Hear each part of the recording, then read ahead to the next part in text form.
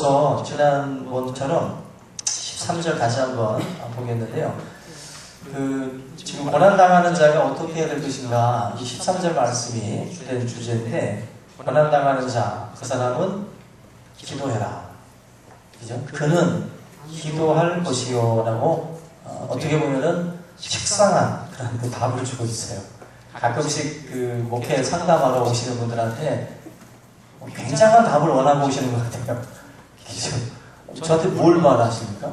목회자에게 와가지고 어떤 상담, 법률 상담, 다른 상담들을 원하시는지 몰라도 분명한 한 가지는 고난당하는 자, 고난의 이유는 많잖아요. 고난을 당하는 자가 있느냐? 그러면 그는 기도할 것이요. 자기가 기도해야 돼. 자기가 남한테만 기도 부탁한다고 떠들어 놓고서 자기는 기도도 하지 않는 게 아니라 그는 기도할 것이요. 그가 기도해야 돼요. 고난당하는 자가, 고난당하는 자. 그래서 분명한 답입니다. 그래서 고난 중에 있으신 분들이 있으면 열린 제초두고 바로 이 기도의 자리로 나오시라는 거예요. 하나님이 바로 이 기도를 통해서 감당할 수 있는 힘을 주든지 상황을 변화시키든지 둘 중에 하나입니다. 기왕이면 상황이 변화되길 원하시죠? 아멘이죠? 또 오거든. 그렇죠? 시험이라는 건 또 오거든요. 그래서 지혜로운 사람은 상황을 변화시키는 것보다도 더 중요한 건 감당할 수 있는 능력이라는 거예요. 파도가 세면 뭐예요? 내가 수영 쳐서 넘어갈 수 있으면 상관없거든. 그래서 하나님 앞에 감당할 수 있는 그런 힘을 먼저 구하시기를 부탁을 드립니다. 분명히 성경에서 고난당하는 자로 기도하라고 했으니까 그 속에 무슨 답이 있기 때문에 하나님께서 하신 말씀이라고 생각이 됩니다.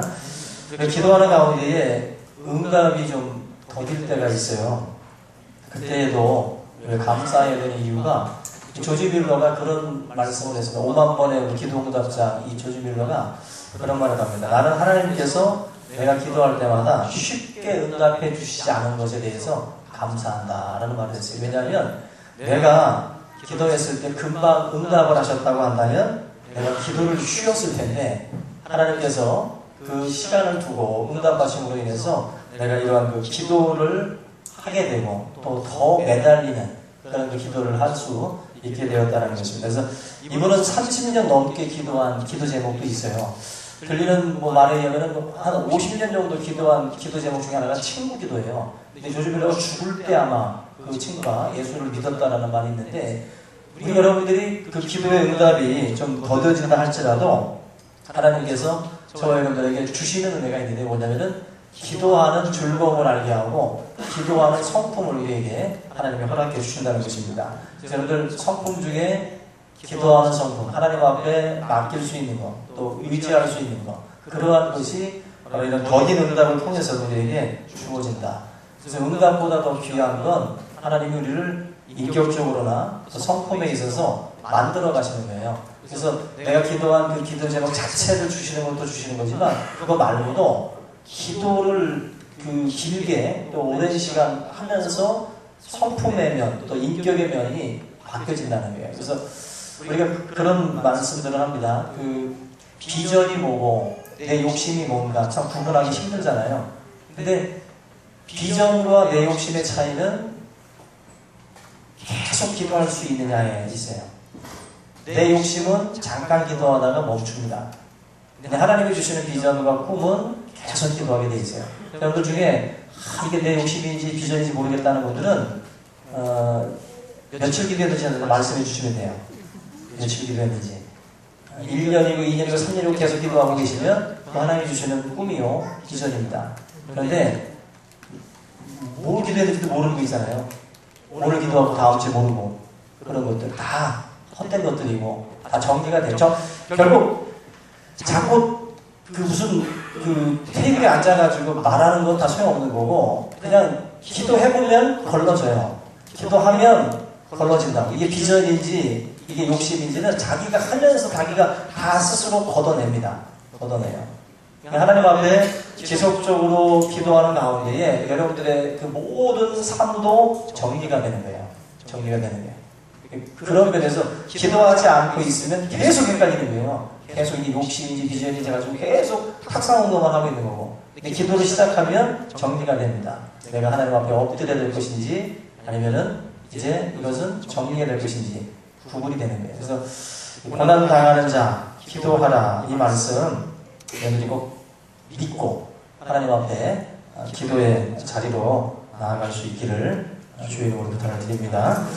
그래서 기도는 인간이 하나님을 만나는 통로인데, 우리가 궁지에 처하게 되면 사실 이런 기도라는 그 자리로 나오는 경우들이 많습니다. 그래서 하나님이 주시는 기회예요. 궁지에 몰린다는 것은 하나님이 주신 기회, 나를 가까이 할 수 있는, 하나님을 가까이 할 수 있는 기회가 돼요. 그래서 우리가 아무것도 할 수 없다고 할 때에 그때 이제 두 손 들고 주님 앞에 엎드리게 되지 않습니까?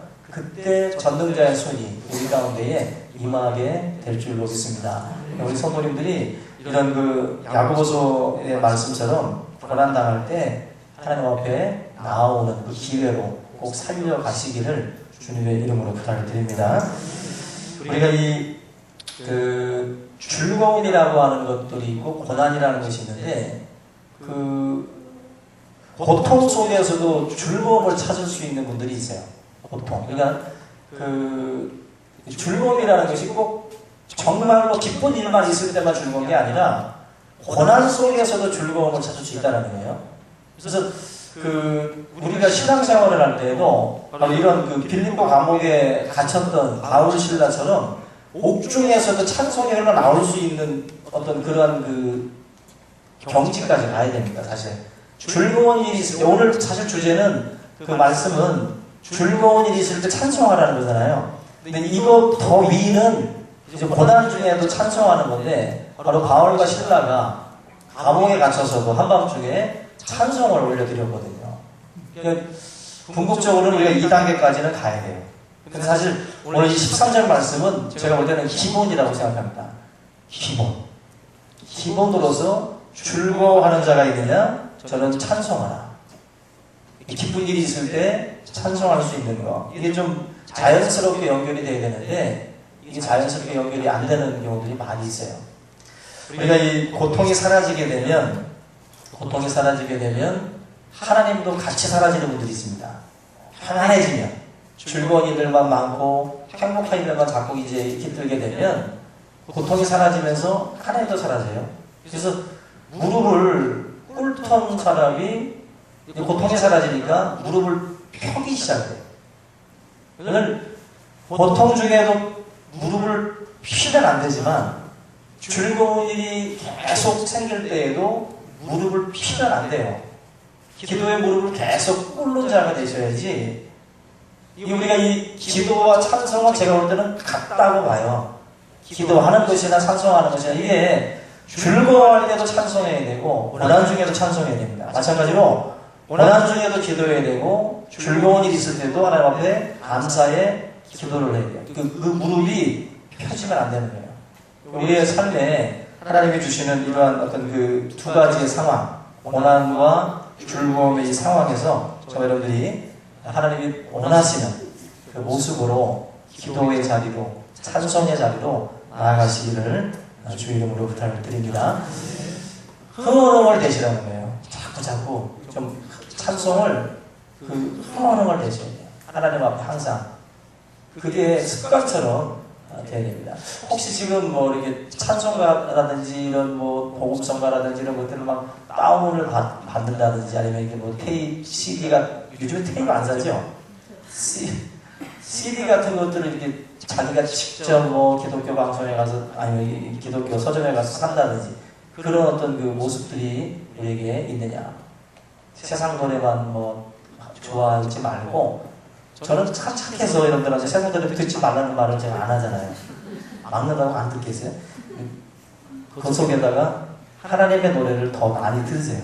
많이 듣고 좋은 거는 그냥 같이 들으셔요. 다 들으셔.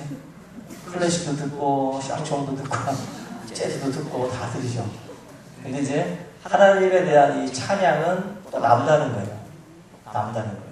주는 은혜가 달라요. 주는 은혜가.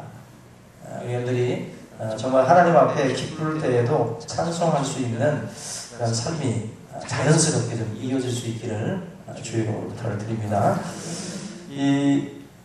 우리가 찬송에 대한 이야기 잠깐 드리면, 1600년대에 미국에서 번역이 된 킹 제임스 버전 그 번역본이 있는데, 여기에 보면은 지금 이 13절 말씀에 즐거워하는 자가 있느냐? 그는 찬송할지니라. 여기서 이 찬송할지니라라는 말을 이렇게 번역을 했어요. 성시를 노래할지니라. 성시. 그러니까 당시에 찬송을 뭐 빠르게 부른다든지 뭐 좀 경쾌하게 부르는 것에 대해서 굉장히 좀 경박스럽게 생각을 했습니다. 불경스럽게 생각을 해가지고 꼭 그 시편만 낭독을 하고 시편을 가지고만 찬송을 하게 했는데, 사실 지금 우리 고신교단, 우리 개혁파 쪽에 그 모교회가 이제 네덜란드 화란 쪽에 있는데, 화란 개혁교회 같은 경우도 바로 이런 일반 우리가 부르는 이런 찬송가보다는 성시, 시편을 중심으로 해가지고 약간 그레고리안 찬트 같이 막 이게 쭉 하면서 하는 거 있잖아요. 노래 누구나 부를 수 있는 노래 있잖아요. 쭉 여기 하늘같이 가는 거, 그렇게 해서 이게 좀 성시 낭독들을 좀 하는 경우들이 있는데, 다른 것을 용납을 안 해요.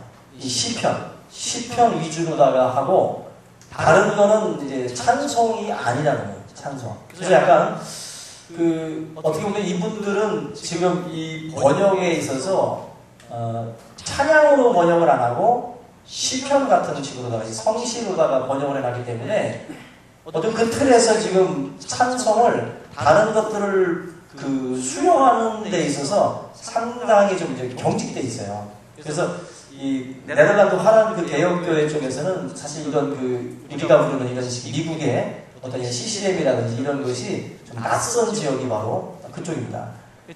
사실 그러나 우리가 알고 있는 이런 찬송가라든지 또 이런 음률 같은 것도 사실은 과거에는 이것조차도 피아노 연주라든지 오르간 연주조차도 경박하게 봤거든요. 그냥 단순히 이제 회중 찬양, 우리들이 그냥 육성으로 부르는. 근데 가끔 들어보면 또 이 목소리로만 부르는 게 또 은혜스럽긴 해요. 사실, 그죠? 서로 못 부르는 사람들 다 붙이잖아. 이렇게 붙여가지고 같이 내가 부르는 것 같은 느낌이 들어요. 회중 찬양하면은 같이 잘 불러지니까. 근데 이거 자체가 악기같이 느껴져서 그런지 몰라도 이 회중 찬양을 오히려 더 권장을 하고, 악기, 우리 한국교회에 기타가 들어오기까지가 얼마나 힘들었습니까? 그죠? 이 강단에서 이거 드럼 두들기고 기타 치다, 이거 상상도 못했던 일들이에요. 근데 제가 우리 고신교단, 우리 목사님들 교회를 가보니까 그 목사님들도 초창기 때 그런 분들이 아니었는데, 교회 강단 오른쪽을 이렇게 보면은 다 드럼이 있더라고. 다 드럼이. 저분들이 드럼 반주에 맞춰서 찬양을 하시나 싶을 정도로 은근히 지금 이제 다 들어가 있어요. 드럼, 기타, 그죠? 심지어는 이제 꽹과리와 짐도 쳤잖아요. 얼마 전에도. 근데 지금 사실 다양한 악기로 하나님을 찬양하죠. 지금은 이제 자연스럽게 사실 이제 스며들어 있긴 한데, 지금도 마찬가지로 어떤 이런 풍에 있어서도 또 반대하는 분도 있어요. 근데 그런 분들의 주장도 나름대로 또 이제 받아들일 부분도 있습니다. 사실 우리나라 CCM이나 이런 것도 좀 너무 경박스러워질 수 있어요. 자칫하면은 사실 노래를 불러도 어떤 의미나 하나님을 찬양하는 가사면 우리가 받아들일 수 있다라고 말하지만, 사실 이게 듣다 보면 냉정하게, 저도 그게 꽉 막힌 사람은 아닙니다. 근데 냉정하게 들어보면 은혜는 안 돼요. 은혜는 안 돼. 머리 헤드뱅 하면서 막 찬양하면 별로 은혜가 안 돼. 그리고 랩하듯이 막 또 찬양하는 거 있는데 은혜는 안 돼요. 그냥 이쁘다, 잘한다, 그 정도지. 찬양을 들으면서 이렇게 뭔가 나에게 이렇게 하나님의 은혜를 떠올리게 하고 이렇게 좀 감동을 주고 같이 하나님을 찬양하는 듯한 느낌을 줘야 되는데, 그냥 쇼보드 타는 어떤 노래들도 있어요. 사실은 그런 거는 그래서 회중 찬양 안으로 들어오지 못하죠.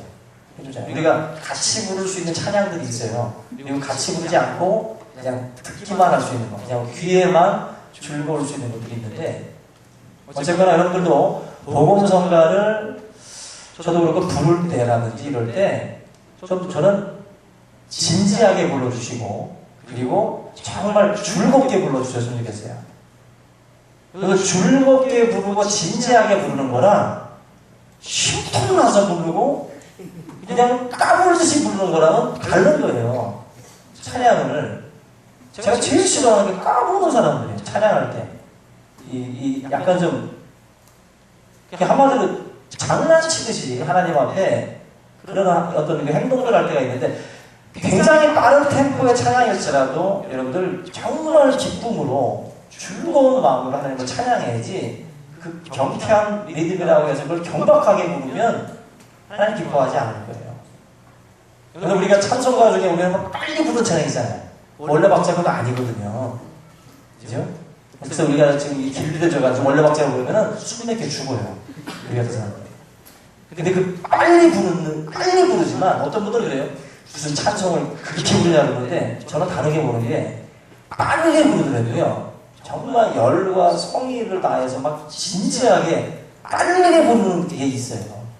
근데 그러한 열정과 진지함은 없고 만약에 경박스럽게 부르면 찬양이 될 수 없어요. 여러분들이 정말 하나님 앞에 올려드리는 이 찬양에 대해서 좀 마음에 그런 어떤 찬양의 이유를 알고 이렇게 부르는 모두가 될 수 있기를 주의 이름으로 부탁드립니다. 가끔 이제 여러분들이 이제 우리 예배 찬양 마지막 송 너무 지겹다. 바꿀 수 없냐.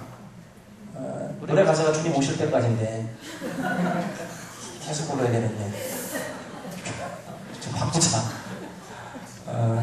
제가 저희 지금 반주를 좀 넣고 싶어.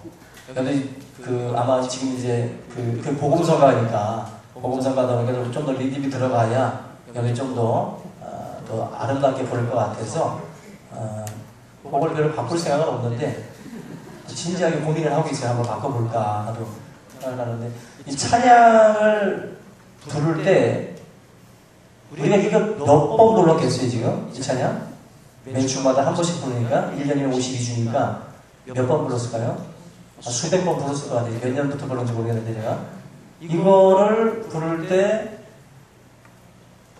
지루하면 지루할 수도 있는데 가사를 가만히 음미하다 보면은 하나도 안 지루해요. 하나도. 쌀밥 같다고 할까요? 씹을수록 여러분들 신앙생활에 있어서 찬양이 여러분들의 삶에도 제 삶 속에 어떻게 보면 참 가슴으로 들어왔던 찬양인데 또 여러분들의 삶에도 또 가슴으로 들어가는 찬양일 수도 있어요. 바꾸면 안 된다고 지금 막 속으로 막 하는 분도 있을 수 있어요 지금. 네, 제 편이 좀 있는 것 같아요. 그래도 그 찬양 말고라도 자기 자신의 인생에 큰 어떤 그 도전을 주고 은혜를 줬던 찬송도 있을 수 있다고. 그런 것이 분명히 있어야 돼요. 분명히. 그래서 수백 번, 수천 번을 불러도 그 찬양은 지루하지가 않아요. 그거는 하나님이 주셨던 은혜이기 때문에. 저는 이제 그 나주의 도움 받고자 예전에 그 349장인가 찬양이었는데 그 찬양을 처음 하나님께 은혜를 받을 때 그 찬양에서 제가 사실은 은혜를 받았거든요. 그 찬양을 부르다가 좀 어떻게 보면 많이 하나님께 또 회개도 하고 깨지기도 했었는데 그런 식의 어떤 그 우리의 영혼에 울림을 주는 찬양들이 있어요. 그런 찬양을 통해서 저와 여러분들이 사실은 힘을 얻고 지쳤다 가도 그 찬양을 통해서 다시 회복이 되는 그런 게 있거든요. 오늘 이 즐거워하는 자들에게 찬송하라고 말씀하는 어떤 그 이유가 분명히 있습니다. 여러분들 즐거움 속에서도 찬양을 하고 감사를 할 때 더 하나님께서 풍성한 은혜들을 채워주실 줄로 믿습니다. 그 폴린이라고 하는 총독이 프라이안 황제에게 상소문을 올릴 때 예수 믿는 사람들을 묘사한 내용이 있는데 이렇게 묘사했어요. 저들은 정한 날 정한 시간에 모여서 아침부터 저녁까지 찬양하는 것으로 그 시간을 마쳤습니다. 정한 날 정한 시간에 모여서 아침부터 저녁까지. 그런 말씀 들어봤죠. 뭐 지하교회 성도들, 북녘강이나 이런 어떤 외지에 있는 그 분들 찬양 가사가 사실인지 모르겠는데 하여튼 100절이 되잖아요. 100절. 우리는 천국의 의지역선가요? 저 높은 곳을 향하니까 6절인가 5절 그거만 우리가 쑥 넘어가잖아요. 언제 끝나나 하면서 시계 보고 막 끝나요. 근데 그 찬양들은 막 100절이 됩니다. 100절. 그 노래 보다가 한 번 더 합시다 하면 200절이 됩니다. 200절. 이건 3절이 아니에요. 100절이요. 한 번 더 하면 200절 됩니다. 근데 그 사람들은 그거를 즐기는 거예요. 아침부터 저녁까지 그냥 계속 찬양을 해도 좋은 거예요. 계속 찬양을 해도. 그게 여러분들 이 속에서 하나님이 주시는 감사와 은혜가 없으면 불가능한 거예요. 그거. 하나님에 대한 그 사랑과 은혜가 절절하니까 그 찬양 가사가 그냥 계속 은혜가 되는 거죠. 여러분들 삶에도 아침부터 저녁까지 찬양을 해도 지치지 않는 그런 그 동력이 있었으면 좋겠어요. 하나님 앞에. 그래서 막 우리 교회도 한번 정말 그 올라이트인가요? 하듯이 그냥 한 저녁부터 7시부터 모여서 12시까지 찬양한다든지 이렇게 막 그렇게 청소년들도 그렇고 우리 어르신들도 그렇고 계속 찬양하는 거. 아마 그 가운데 하나님의 역사가 뜨겁게 일어나리라 생각이 돼요. 그러니까 결국 하나님께서 이 말씀하시는 기도, 찬송 이런 것들은 다 우리에게 주는 유익이 있기 때문에 하나님이 요구하시는 겁니다. 늘 고난당할 때 기도하시고 즐거워하는 일이 있을 때 찬송하세요. 그 속에 하나님이 큰 위로와 더 큰 축복으로 함께 하실 줄로 믿습니다. 우리 이 시간 함께 우리 말씀을 붙들고 통성으로 잠시 기도하겠습니다.